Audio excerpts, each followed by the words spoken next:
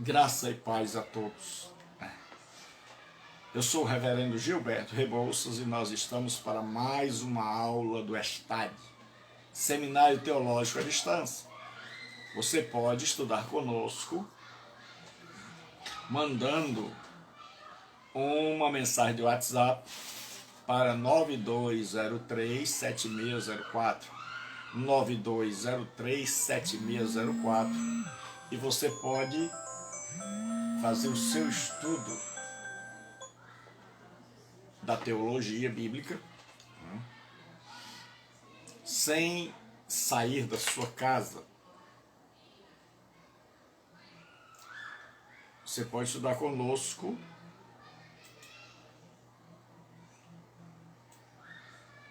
a teologia sem precisar sair de casa. Então basta você mandar uma mensagem de WhatsApp para 9203-7604. Se você estiver fora do Brasil, você manda para 5585, que é o código de Fortaleza, e aí 9203-7604. Então nós estamos caminhando para mais uma aula do nosso querido ESTAD, Seminário Teológico à Distância. Esse seminário, ele foi idealizado para pessoas que não podem, Rita, Deus abençoe, para pessoas que não podem estar numa sala de aula, mas desejam aprender com um pouco mais de profundidade a palavra de Deus. Então, o ESTAD é um seminário teológico de nível avançado que pretende levar a homens e mulheres que amam a obra de Deus o conhecimento da palavra do Senhor nosso Deus. E nós estamos estudando a teologia sistemática, que são as doutrinas fundamentais da fé cristã. E dentro dessas doutrinas nós estamos estudando a doutrina de Cristo, conhecida tecnicamente como Cristologia. E hoje nós vamos estudar sobre a união das duas naturezas, que é chamada na teologia de união hipostática. É a união da natureza divina e humana.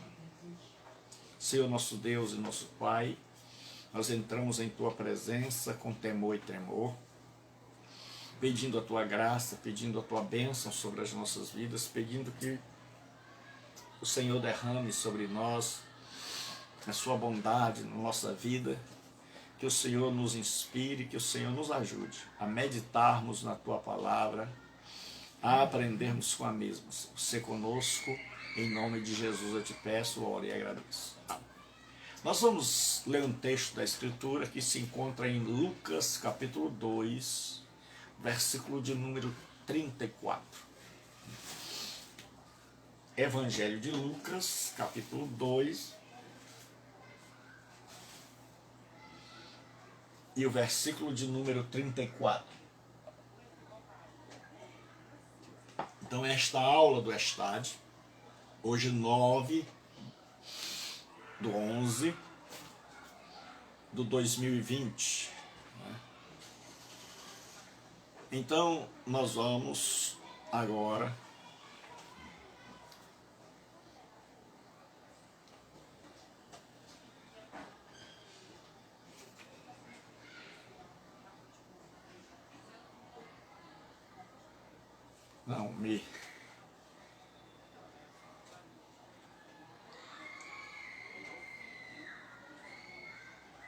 diz assim: e Simeão os abençoou e disse a Maria sua mãe: eis que este é posto para a queda e elevação de muitos em Israel, e para sinal que é contraditado. Lucas capítulo 2, versículo de número 34. Hoje nós vamos fazer uma inversão. Na segunda-feira nós estudamos Introdução ao Antigo Testamento. E na terça e na quinta nós estudamos Cristologia. Hoje é segunda, nós vamos estudar, porque eu fiz um teste aqui, uma nova maneira de usar o computador que eu aprendi, e deu a hora, eu já estava testando. Então nós vamos estudar hoje Cristologia e amanhã, terça-feira, nós estaremos estudando a introdução ao Antigo Testamento. Nós vamos inverter hoje. E hoje nós vamos estudar sobre as duas naturezas de Cristo. Eu e você, quando a gente estuda, e quando a gente pensa no ser humano, o ser humano tem apenas uma natureza, a natureza humana. Mas Jesus Cristo é totalmente diferente. Deus abençoe, Claudete, seja muito bem-vinda. É um prazer tê-la conosco no nosso seminário teológico à distância. Então, quando a gente estuda sobre o ser humano, descobre que nós temos a natureza humana. E esta natureza humana é maculada, manchada pela natureza pecaminosa. Mas quando nós estudamos sobre a pessoa de Cristo, nós descobrimos que ele tem duas naturezas, a divina e a humana. Ele não tem apenas uma natureza humana. Ele tem, numa única pessoa, duas naturezas. Et veri Deus, et veri homo, ou seja, verdadeiro Deus e verdadeiro homem. E é o que Simeão diz. Simeão, quando Maria leva Jesus para ser apresentado no templo, Simeão os abençoou e disse a Maria, sua mãe, eis que este é posto para a queda e elevação de muitos em Israel, e para ser alvo de contradição. Então já havia uma profecia dizendo que as pessoas não entenderiam bem essa pessoa maravilhosa chamada Jesus, meu Senhor e meu Rei. E ao longo da história se vê o cumprimento desta profecia, de que as pessoas não entendiam quem era Cristo. Quem era esse homem com duas naturezas, a divina e a humana, numa única pessoa. Então foram surgindo, dentro do cristianismo, dentro daqueles que criam no Cristo, várias seitas, vários pensamentos acerca da pessoa de Jesus Cristo. E os primeiros são os chamados ebionitas. Então, quando você estuda a teologia, você estuda estas opiniões para que você saiba que muita coisa que hoje é ensinada, ela não foi criada agora. Ela já vem há muito tempo. É como diz Salomão, nada de novo debaixo do sol. Então, os erros que cometeram no passado, tem gente cometendo esses mesmos erros. Então, nós vamos ver algumas pessoas, alguns pensamentos que foram equivocados acerca da pessoa de Jesus Cristo. Primeiro, os ebionitas. Surgiram no início do segundo século, seu nome significa os pobres ou indigentes. Eram judeus convertidos ao cristianismo, mas que nunca deixaram as cerimônias do judaísmo. E eles estavam divididos em dois grupos. Os nazarenos eram menos agressivos. Não denunciavam os cristãos de origem gentílica e não praticavam a circuncisão ou a guarda do sábado. Então, esse era o primeiro grupo dos ebionitas. Depois surgiu um grupo mais radical, que eles foram sucessores dos judaizantes.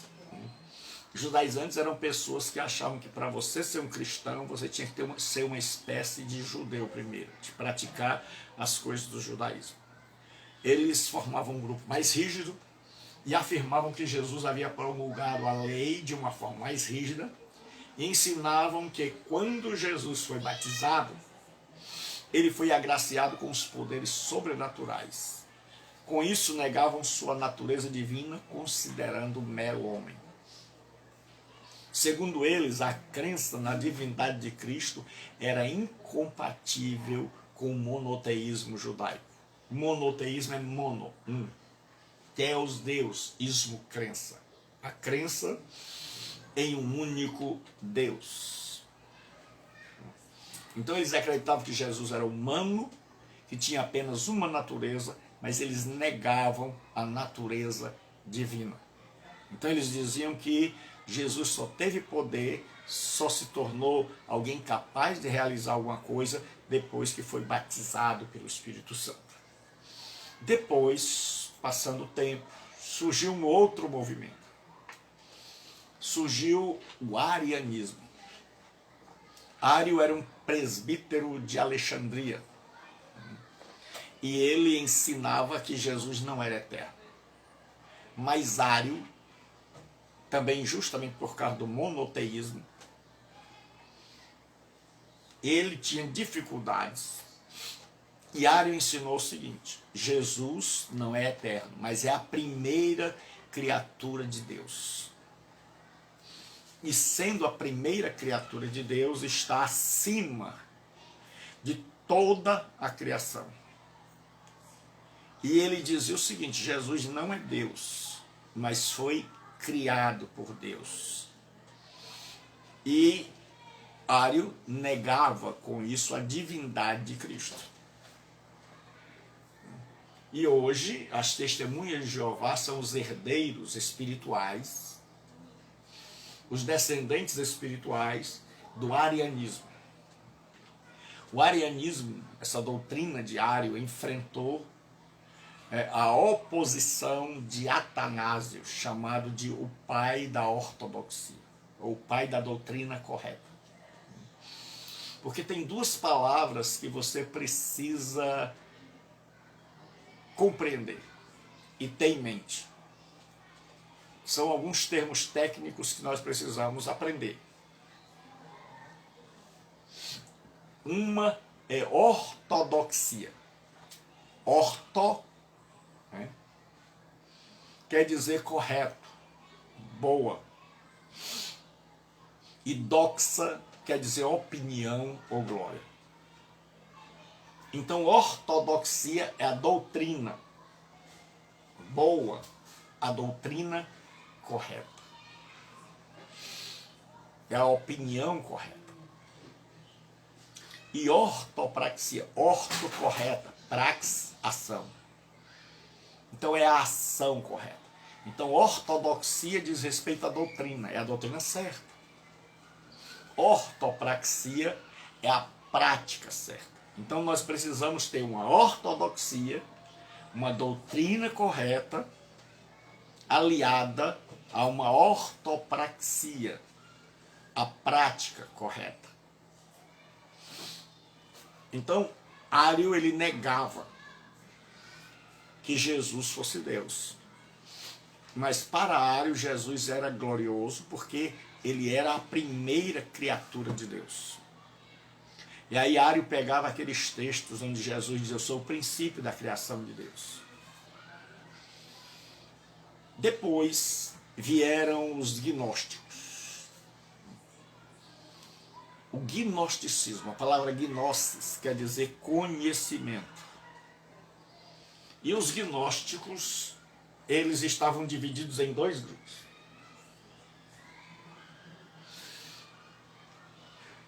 Os gnósticos, que foi um movimento que começou logo no primeiro século, mas alcançou seu ápice, seu apogeu no segundo século. Mas no primeiro século ele já existia de forma nascente, incipiente. E o gnosticismo, né, ele tinha o gnosticismo chamado de docético, ou docetismo. O que era o docetismo? O gnosticismo docético eram aquelas pessoas que estavam no meio do cristianismo, mas eles ensinavam e acreditavam, ou na ordem, acreditavam e ensinavam, que Jesus não possuía um corpo humano. Que Jesus parecia ter um corpo, uma Lúcia, Deus abençoe, seja muito bem-vinda. Então, o docetismo dizia, porque a palavra dokel no grego quer dizer parecer, aparentar. Então, os docéticos diziam o seguinte: Jesus não é divino. E ele não tem um corpo. Ele aparenta ter um corpo. Você olha e parece que ele tem um corpo. Esse era um ensino muito comum nos dias do Novo Testamento. E 13 livros do Novo Testamento foram escritos para combater um ou outro do tipo do gnosticismo. Como eles negavam o corpo, é por isso que João, quando vai escrever seu evangelho, João é um dos que combate o ensino gnóstico, de que o corpo de Jesus não era real, era apenas uma aparência. João coloca no seu evangelho, no final, a história de Tomé, que Tomé só vai crer quando toca e quando vê. Mas não basta ver, porque o fantasma você pode ver. Mas ele vai colocar que Tomé tocou e disse: Senhor meu e Deus meu. E nas suas cartas, ele vai falar aquilo que vimos, ouvimos e as nossas mãos apalparam a respeito do verbo da vida. Então João vai ser um dos que vai mais combater, juntamente com Paulo, o docetismo. A crença de que Jesus Cristo não possuía um corpo real. É por isso que no seu evangelho Lucas diz: olha, vejam, toquem em mim. Um espírito não tem carne e osso, como vede que eu tenho. E aí Jesus pede algo para comer, para que eles acreditem que Jesus realmente ressuscitou. Então havia o gnosticismo docético. Esse gnosticismo, eles imaginavam o seguinte: eles absorveram a doutrina, a filosofia dualista grega. Para os gregos, principalmente depois de Platão, com o neoplatonismo, o mundo espiritual era bom, o mundo material era mau. Então tudo que dizia respeito à matéria era mal. A matéria era inerentemente má. E o espírito era bom. Então o Deus que os gnósticos acreditavam era um Deus que estava tão longe, tão longe, tão longe, que ele não se comunicava com as pessoas, exceto por meio de anjos, que eles chamavam de aeons, ou emanações angelicais. E é por isso que Paulo, combatendo isso, porque eles acreditavam que tinham um aeon, milhares de aeons, milhares de mediadores entre Deus e os homens. Deus estava tão longe, e aí Paulo chega e diz: porque há um só Deus, um só mediador entre Deus e os homens. Porque um dos grandes problemas é que muita gente acha que nós não precisamos estudar, que basta a gente ler a Bíblia, e aí a gente não sabe que certos pensamentos, certas interpretações, certas maneiras de ler a Bíblia equivocadamente já foram feitas. E muita gente, por não querer estudar, eles acabam repetindo erros que já foram cometidos e resolvidos no passado, mas que sempre estão renascendo. Como, por exemplo, o arianismo renasce nas Testemunhas de Jeová. E hoje, em muitos lugares, o gnosticismo, sem que a pessoa perceba, ele está renascendo. Então existia um outro tipo de gnosticismo. Para os gnósticos, Jesus era um homem normal, até o batismo. E que por ocasião do batismo, o Logos divino desceu sobre ele. E aí ele teve poderes divinos. E depois do batismo até a morte, esse Jesus se transformou em outra pessoa. E quando ele morreu na cruz, esse Logos o abandonou, esse ser divino o abandonou, e o homem Jesus morreu na cruz sozinho.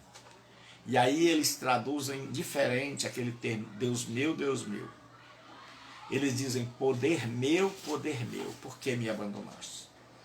Então, numa linguagem bem simples, eles ensinam o seguinte: Jesus era um homem como qualquer um de nós, mas quando foi batizado, o Logos divino, o poder divino desceu sobre ele e transformou ele numa espécie de Deus temporário. E aí ele foi Deus desde o batismo até a cruz. Mas na hora da cruz, o poder divino o abandonou, voltou para o céu, e Jesus morreu como um mero homem, se sentindo abandonado. Esta era a crença dos gnósticos. E é uma crença que tem sido propagada hoje. Muita gente ensina, Antônia, Deus abençoe, que Jesus Cristo, ele era um homem comum. E ele se tornou Deus depois de receber o Espírito Santo. E muita gente acha que ele morreu sozinho, morreu abandonado na cruz. Mas esse é um ensino equivocado. Então nós estamos vendo aqui vários ensinos que surgiram, e que todos esses ensinos que já foram corrigidos, que já foram refutados, estão sendo ressuscitados no presente e ensinado, e as pessoas, por não conhecerem, estão ensinando, e outras estão aprendendo como se fosse a última novidade, como se fosse uma revelação divina que ocorreu agora. Porque quando você estuda a história da igreja, a história da teologia, você descobre que todos os equívocos, todos os ensinos distorcidos que nós temos hoje já aconteceram no passado e que estão apenas sendo repetidos. Havia outro ensino chamado de nestorianismo. Nestor, ele era bispo de Constantinopla, e ele ensinava que a união das duas naturezas em Cristo era semelhante à habitação do Espírito Santo em nós. Isto colocava em perigo a verdadeira divindade de Cristo. Ele era um homem cheio de Deus, mas não era Deus. Então Nestor negava que Jesus Cristo fosse Deus. Ele dizia que Jesus era um homem de Deus, uma pessoa cheia de Deus, mas ele não admitia que Jesus fosse Deus. E aí nós temos o apolinarismo. Você vê quanta gente emitiu ideias estas que até hoje estão na nossa sociedade e que muita gente nem sabe, como eu já disse várias vezes, que isso já foi ensinado no passado e rejeitado porque estava equivocado em si. Apolinário era um bispo de Laodiceia e ele ensinava usando a tricotomia, foi por isso que a tricotomia caiu em descrédito, que Jesus ele possui um corpo humano, uma alma humana, mas que Jesus não possuía um espírito. Que o espírito, no lugar do espírito de Jesus, estava o Logos divino. Para você que não sabe o que é o Logos, na mente grega, os gregos tinham seus deuses. Mas os gregos imaginavam que existia no universo uma espécie de razão, de mente, de uma mente sábia que governava o universo. E a essa mente, a esse poder, que eles não sabiam se era um poder pessoal ou impessoal, eles denominaram de Logos, que as nossas Bíblias traduzem por verbo. João diz assim em seu primeiro versículo do Evangelho: En arche en Logos.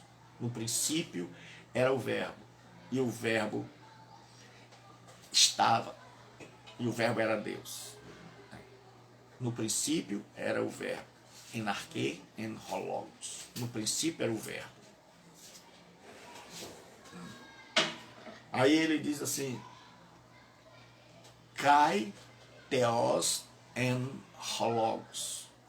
E o verbo estava com Deus.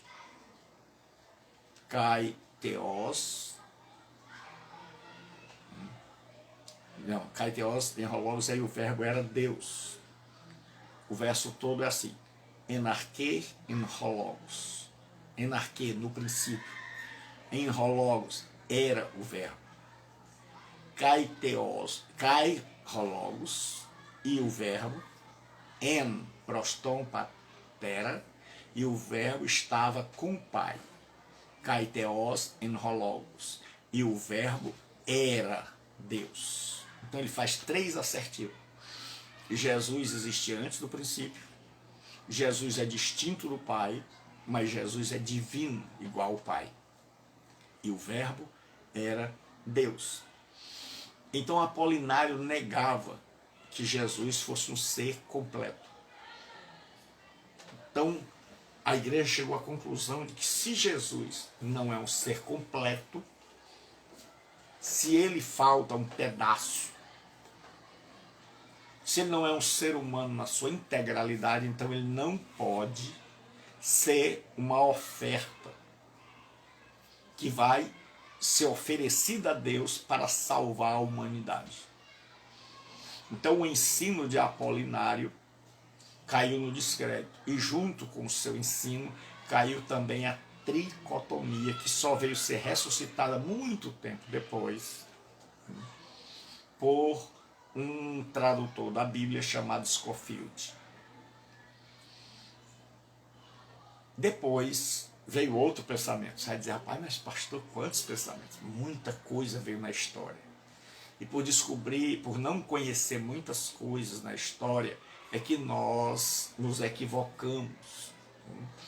Veio o eutiquianismo. Eutico era um ciriliano tão zeloso que ele foi agora ao outro extremo. Ele disse que até o corpo de Jesus Cristo era divino. Ele dizia que Jesus era divino em tudo. E afirmava que Jesus não possuía as 2 naturezas, mas apenas uma. Porque tudo nele era divino. O corpo dele se tornou um corpo divino. E aí eles foram divididos em 2 grupos. Eles eram chamados de monofisitas, que quer dizer uma só natureza. Então eles foram chamados porque afirmavam que em Cristo havia apenas a natureza divina. E eles foram chamados também de monotelitas, porque afirmavam que em Cristo possuía uma só vontade. Então você vai ver uma coisa, traduzindo essas coisas bem complicadas numa linguagem mais simples. Ário dizia que Jesus era humano, mas não era Deus. Então Ário afirmava a humanidade, mas negava a divindade. Já Eutico e o eutiquianismo afirmavam sua divindade, mas negavam a sua humanidade. Então, quase todo mundo errou na sua leitura de quem é Cristo. E aí a igreja percebeu que havia muito ensino equivocado a respeito da pessoa de Cristo. Então eles convocaram um concílio para resolver isso, o famoso concílio de Calcedônia. O que era um concílio? Concílio era uma reunião, num determinado lugar específico, de teólogos, para estudarem um determinado problema e apresentarem para ele uma solução. Então houve um concílio na cidade de Calcedônia no ano de 451. E nesse concílio, após muito estudo, a igreja decidiu o seguinte: eles escreviam, porque eles tinham por base o concílio lá em Jerusalém, o primeiro concílio, quando houve uma disputa se o gentio devia viver igual ao judeu ou não. E aí houve uma disputa e os apóstolos disseram que os judeus viveriam do seu jeito, os gentios viveriam diferente, e escreveram as igrejas gentílicas, as igrejas que não eram judaicas. Um documento que era a opinião da igreja da época.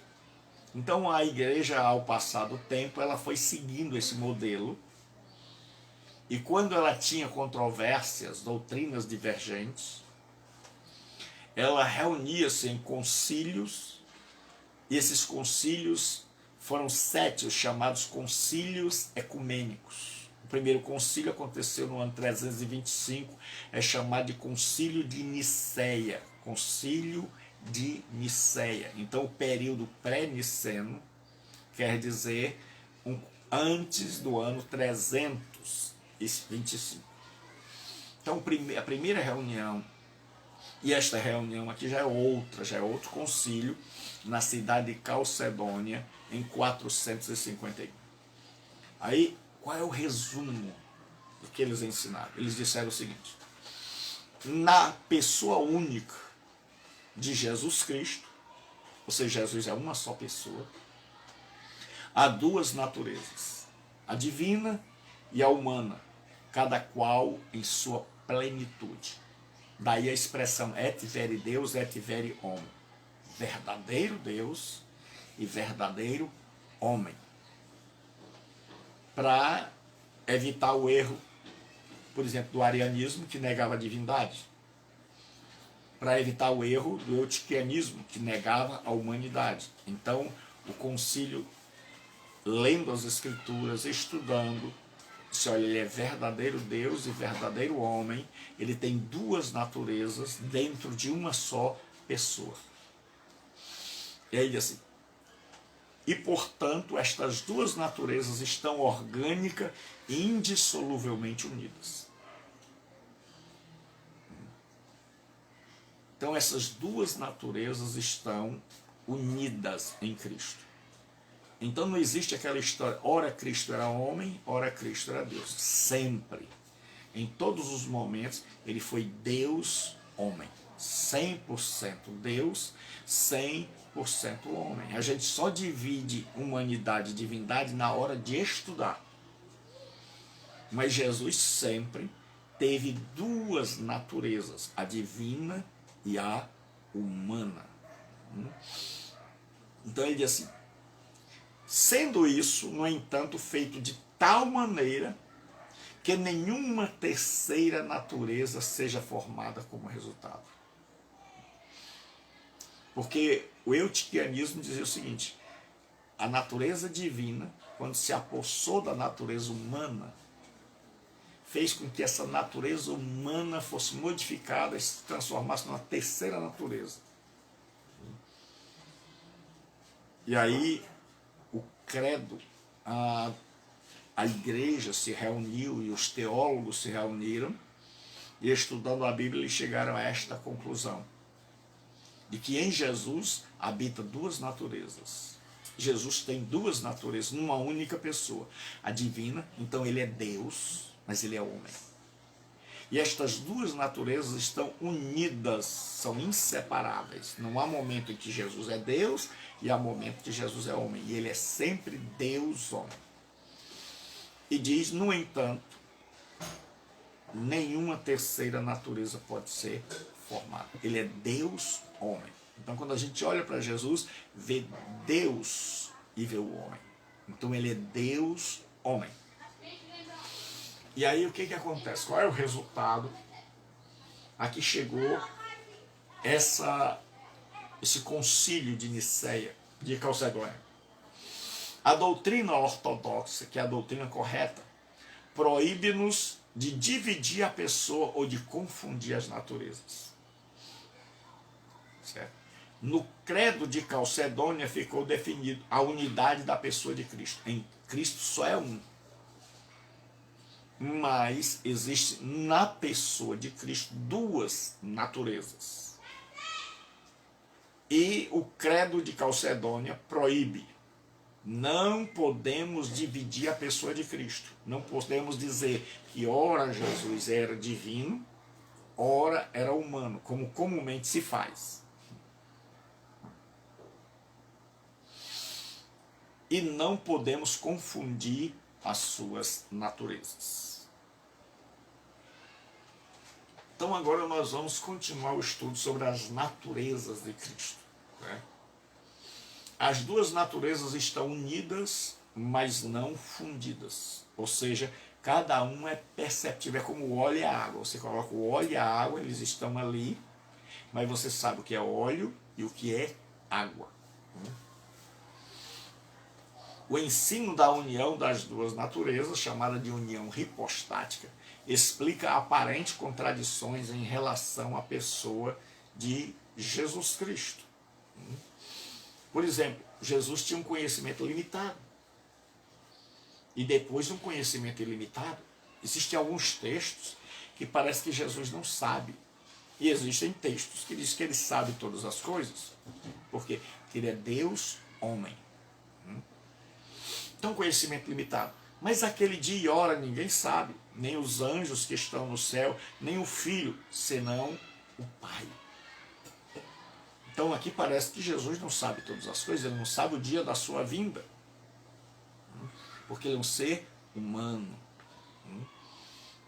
E diz, e crescia Jesus em sabedoria, estatura e graça diante de Deus e dos homens. Então Jesus não nasceu sabendo tudo. Mas aí quando a gente vai ler outros textos,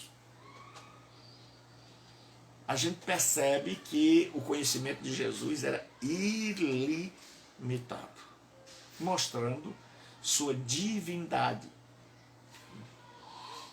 Em João 2,25, assim, não necessitava de que alguém testificasse do homem, porque ele bem sabia o que havia no homem.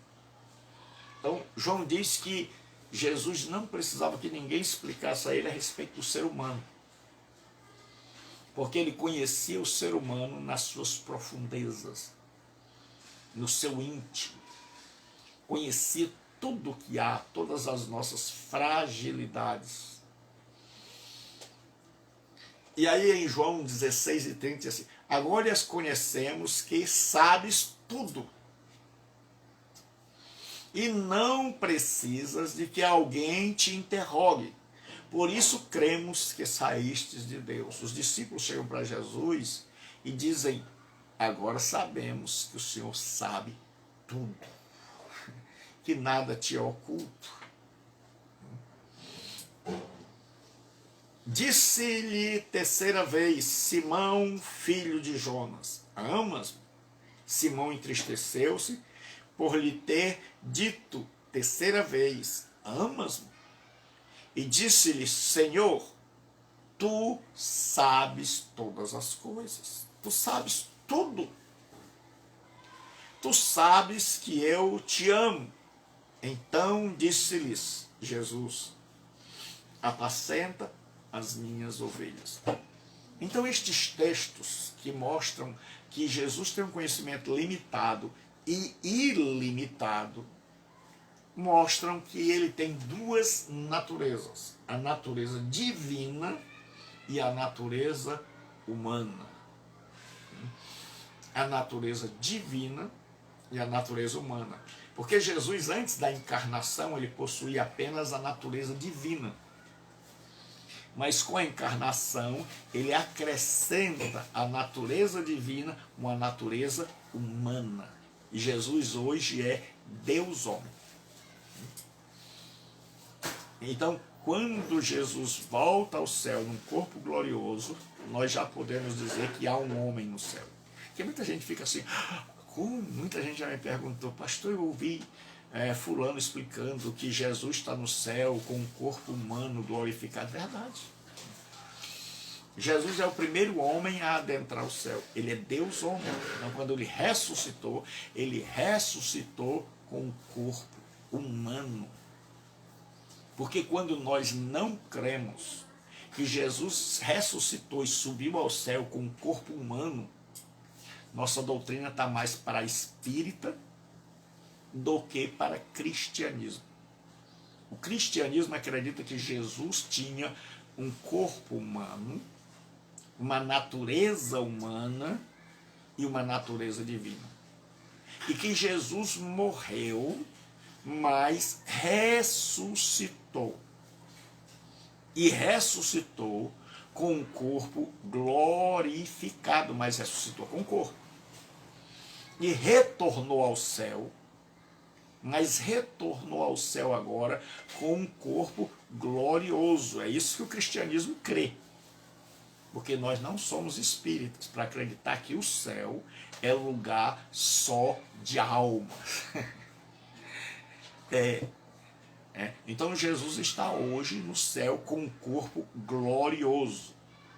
E Paulo diz em Filipenses 3, 20 e 21, a nossa cidade está no céu, de onde aguardamos a vinda do nosso Senhor, o qual transformará o nosso corpo de humilhação para ser conforme o seu corpo glorioso.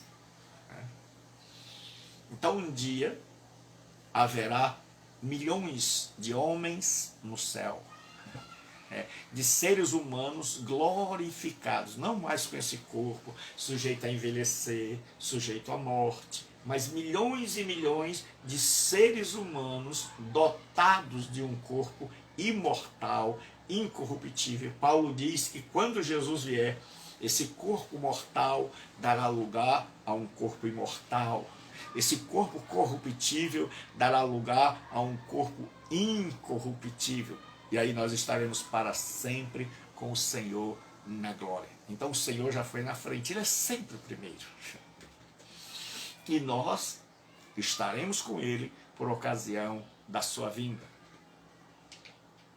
Então nós vamos continuar.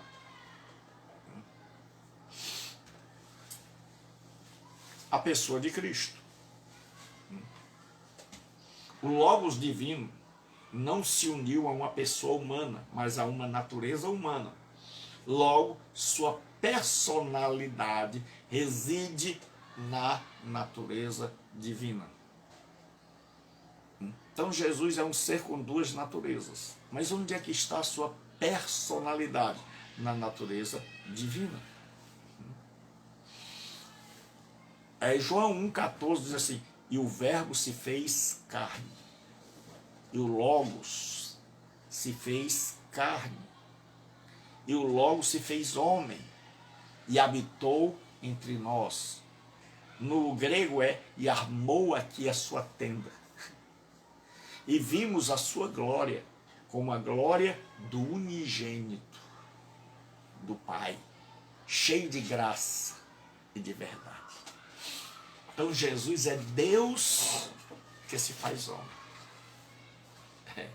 Todo homem quer ser Deus, mas só Deus quis ser homem, quis ser humano, porque a humanidade não é algo triste, a humanidade é algo maravilhoso criado por Deus, só que a humanidade no estado que está em um estado separado de Deus, mas quando esta humanidade se volta para Deus, através da fé em Jesus Cristo e do arrependimento, aí esta humanidade é transformada pelo poder do Espírito Santo. A Escritura não há evidência de uma personalidade dupla em Jesus Cristo. Se você olhar o Pai, o Filho e o Espírito Santo, são três pessoas. Mas em Jesus Cristo não existe essa história de três pessoas, de duas pessoas. Não existe nele nem o eu, nem o tu. Quando Jesus fala, ele sempre fala com o eu. Aí ele diz assim: não há distinção de eu e um tu na vida interna de Cristo, como a que vemos na relação aos trino ser divino. O que é isso? Na relação Pai, Filho e Espírito Santo, Jesus chama o Pai de tu. Jesus chama-se a si mesmo de eu. Eu te glorifiquei na terra. Aqueles que tu me destes. Mas em Jesus não é isso. Jesus não fala para a sua natureza divina, tu. A natureza divina não fala para a natureza humana, eu. Então, em Jesus Cristo existem duas naturezas, mas uma só pessoa. Resultado da união das duas naturezas. Para que a gente termine a nossa aula de hoje.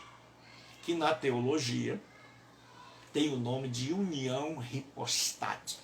Hipóstasis foi o nome que se deu a pessoas, a naturezas. Então, em Jesus, nós temos, melhor dizendo, duas naturezas. Então, existe um teólogo chamado François Varillon, que ele diz umas coisas assim tremendas, e que eu vou ler para você. A teologia nos ensina que, sendo o Cristo Deus homem, sendo o Cristo Deus homem, em Jesus nós temos tudo que Deus é e tudo que o homem deve ser. François Varillon. Vou ler de novo. Olha como é lindo o que ele diz sobre as duas naturezas. Então, Jesus é uma única pessoa, e nessa única pessoa existem duas naturezas, a divina e a humana. E olha o que esse teólogo François Varillon diz. Sendo o Cristo Deus homem, em Jesus nós temos tudo que Deus é. Então, quando você quer conhecer a Deus, você olha para Jesus. E tudo que o homem deve ser. Então, se a gente quer um exemplo, um paradigma, como ser, Jesus é o modelo. Aí ele continua dizendo, certo? Deus homem é totalmente dedicado a Deus enquanto homem e totalmente dedicado ao homem enquanto Deus. Que coisa linda, difícil de entender, mas ele diz assim, Deus, sendo homem, é totalmente dedicado a Deus. Ele diz, Jesus, quando se fez homem, se tornou um ser completamente voltado para Deus, para fazer a vontade do Pai, para servir para mim, para você de exemplo. E ele diz, e totalmente dedicado ao homem enquanto Deus. Então, quando você olha para Jesus, você vê uma pessoa que é um exemplo de alguém que é dedicado a Deus, e você vê um Deus que é um exemplo de alguém dedicado aos pobres, aos sofridos, aos endemoniados, aos pecadores. Jesus é maravilhoso. Não é fácil compreendê-lo, porque ele é único, ímpar, singular. Ele é o Senhor da minha vida, aquele a quem ama a minha alma. E o François Varillon continua. Ele diz assim, na cruz do Calvário, nós encontramos um Deus totalmente dedicado a nós. Lá na cruz é um Deus que se preocupa conosco. Hoje nós estamos caminhando para eleições. E as pessoas estão se mostrando, os candidatos, que são dedicados a nós, que estão preocupados conosco, mas nenhum subiu a uma cruz. Mas François Varillon diz assim, no Calvário, nós encontramos um Deus totalmente dedicado a nós. E encontramos um homem que nos convida a nos tornarmos homens e mulheres totalmente dedicados a Deus. Ele diz, na cruz do Calvário, Jesus, quando está lá pregado, está dizendo, olha, eu sou um homem, eu sou um Deus, que me dedico inteiramente a vocês. E em sua humanidade, ele é um ser humano completamente dedicado, consagrado, entregue nas mãos do Pai. E Jesus é o exemplo. Você quer um exemplo a seguir? Você quer uma pessoa que vale a pena imitar? Você quer um ídolo para a sua vida? Você quer alguém que você possa dizer, eu sou fã? É Jesus Cristo. A teologia nos ensina a seguinte frase, permanecendo o que era, divino, tornou-se o que não era, homem. Isso é lindo. Isso é tremendo. Tem gente que diz que a gente não precisa estudar teologia.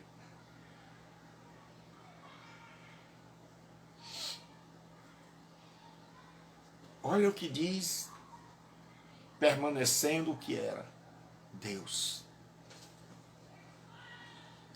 Tornou-se o que não era, homem. E hoje, como eu já disse, no céu, Jesus é Deus, homem. Quando ele veio à terra, ele trouxe Deus a nós. Agora essa é minha.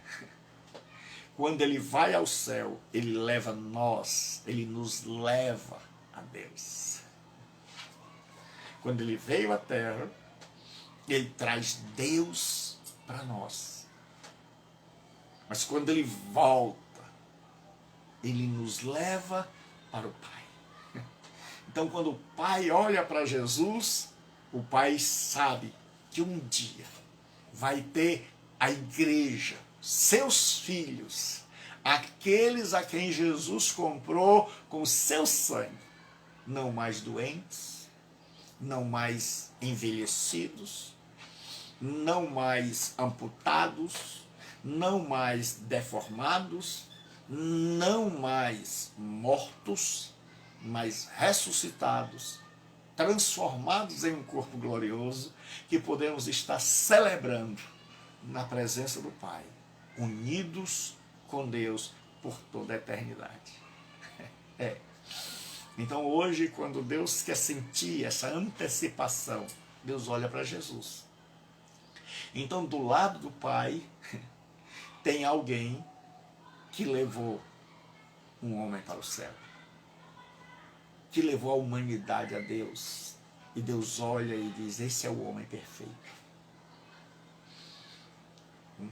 Então, em Jesus nós temos Deus, homem. E um dia, Deus vai ter no céu milhões e milhões de filhos e filhas com um corpo glorificado, a semelhança do nosso Senhor Jesus. Nós vamos ser sempre humanos. Nós não vamos ter duas naturezas, mas nós vamos ter um corpo glorificado. Um corpo que não morre mais, um corpo que não adoece mais, um corpo que não envelhece mais, um corpo glorioso na imagem do Senhor Jesus Cristo.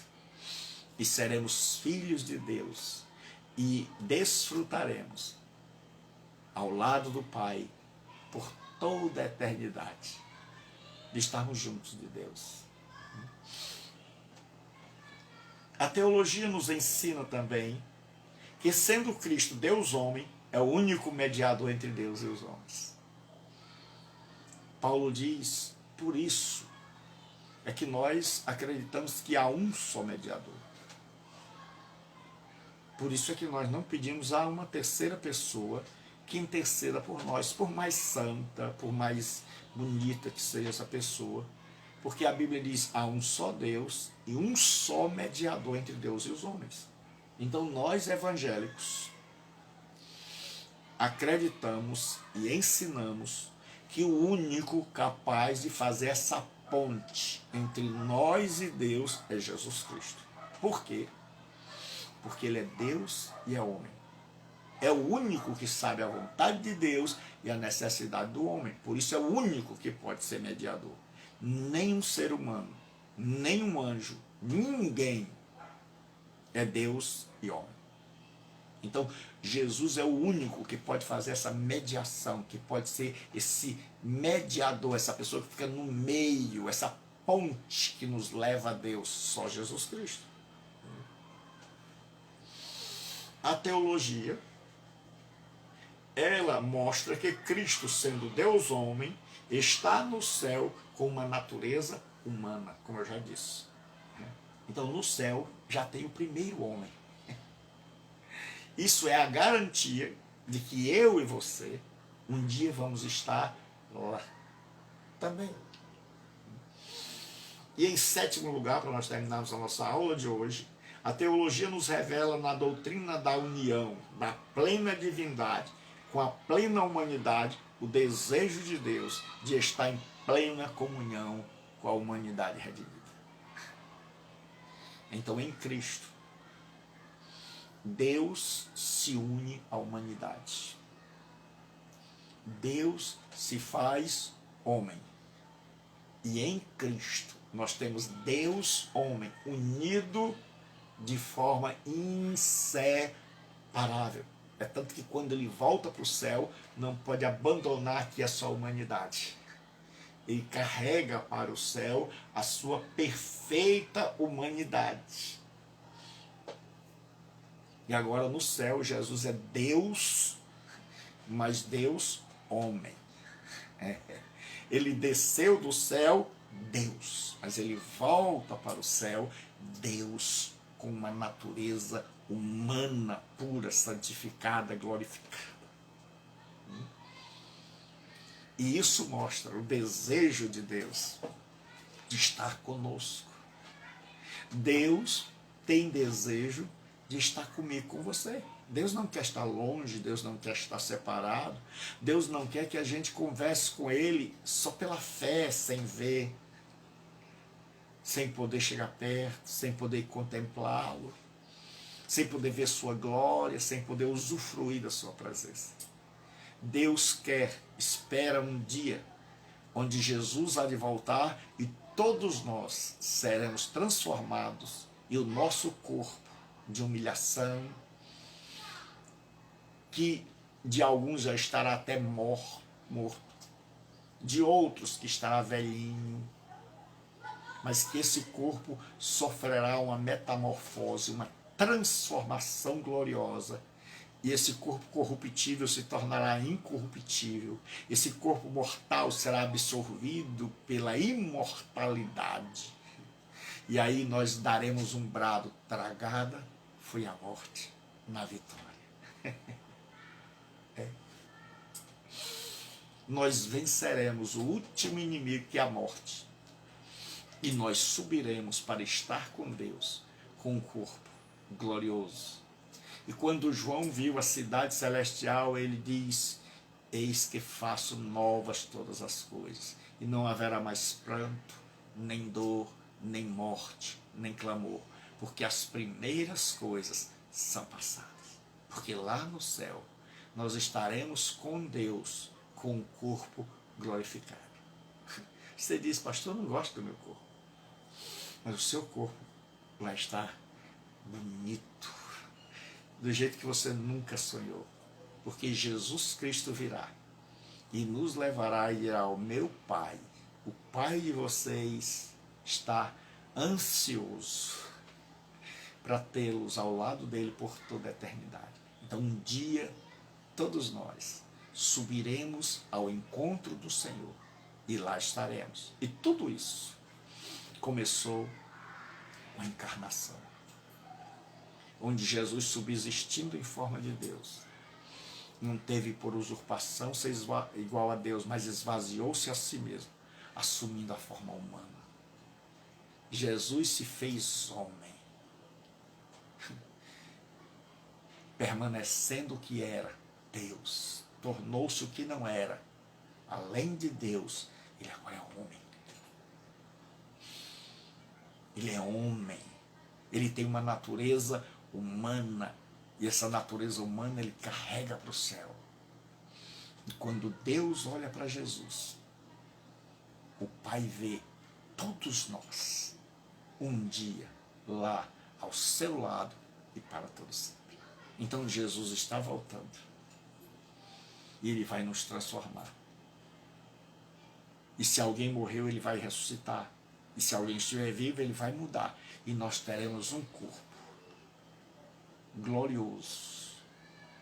E nós subiremos para estar para sempre com Deus.